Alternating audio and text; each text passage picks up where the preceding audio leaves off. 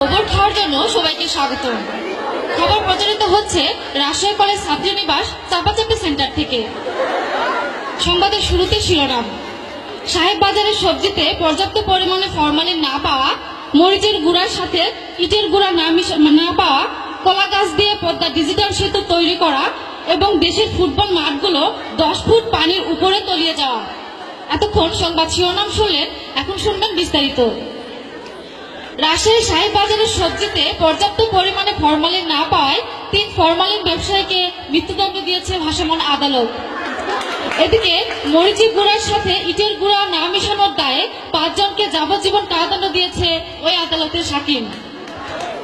আবার এদিকে ফোনে টাকা রিচার্জ করে সময় মতো টাকা না ঢোকায় প্রেমিকার সাথে কথা না বলতে পেরে টেলিটকের বিরুদ্ধে প্রেমহানির মামলা করেছেন আমাদের রহিম স্যার।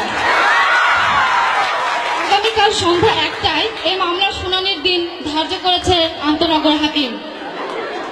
এদিকে আজ রাতে এক চাঞ্চল্যকর ডিনার পার্টিতে আলু ভর্তা আর ডাল ভাত দিয়ে খাওয়ার জন্য ছাতির সঙ্গে যাবেন আমাদের আশরাফ স্যার। তাকে সেখানে ব্যঙ্গ সংবর্ধনা দেওয়া হবে। এদিকে আবার রাজশাহীতে বিড়াল এবং ইঁদুরের মুখোমুখি মারামারিতে একটি ডেমো ট্রেন নিহত। ট্রেনটিকে কমলাপুর গোরস্থানে দাফন করা হয়েছে।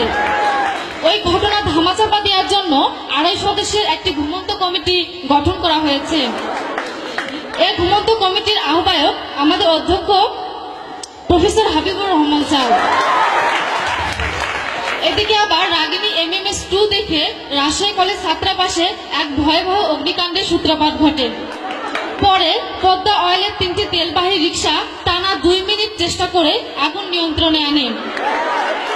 এই ঘটনার জন্য 3 দিনের রাষ্ট্রীয় আনন্দ ঘোষণা করা হয়েছে। এদিকে কলা গাছ দিয়ে পদ্মা ডিজিটাল সেতু তৈরি করার নতুন পরিকল্পনার কথা বললেন যোগাযোগ মন্ত্রী ওয়াইফাই কাদের। তিনি বলেন, এতে দেশীয় বিনিয়োগ যেমন বাড়বে তেমনি দুর্নীতিও আরো এক ধাপ এগিয়ে নেওয়া সম্ভব হবে।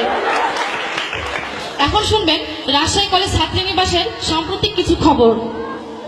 রাজশাহী কলেজ ছাত্রীনিবাসে পানির হাউজের মধ্যে বিরাট জলোচ্ছ্বাস হওয়ায় ভয়াবহ বন্যার সৃষ্টি হয়েছে।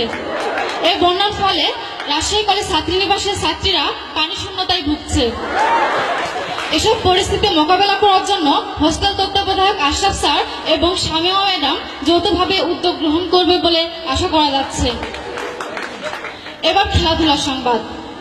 দেশের ফুটবল মাঠগুলো 10 ফুট পানির উপরে তলিয়ে যাওয়ায় দেশের ক্রীড়াঙ্গনে আপাতত 144 ধারা জারি করেছে ক্রিকেট বোর্ড।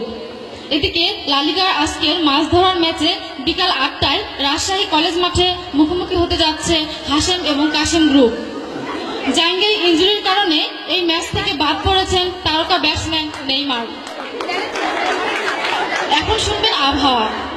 দেশের আকাশে আজ কোনো মেঘ নেই, তবে সকাল থেকেই ভারী বর্ষণ হচ্ছে। এই ঘটনার জন্য আমাদের আশরাফ স্যারকে দোষ দেন আমাদের শামিমা ম্যাডাম। এই আবহাওয়ার পূর্বাভাস অনির্দিষ্টকালের জন্য বলবৎ থাকবে। আগামীকাল সূর্যোদয় হবে রাত্রি 13টায় এবং সূর্যাস্ত যাবে সকাল 15টায়।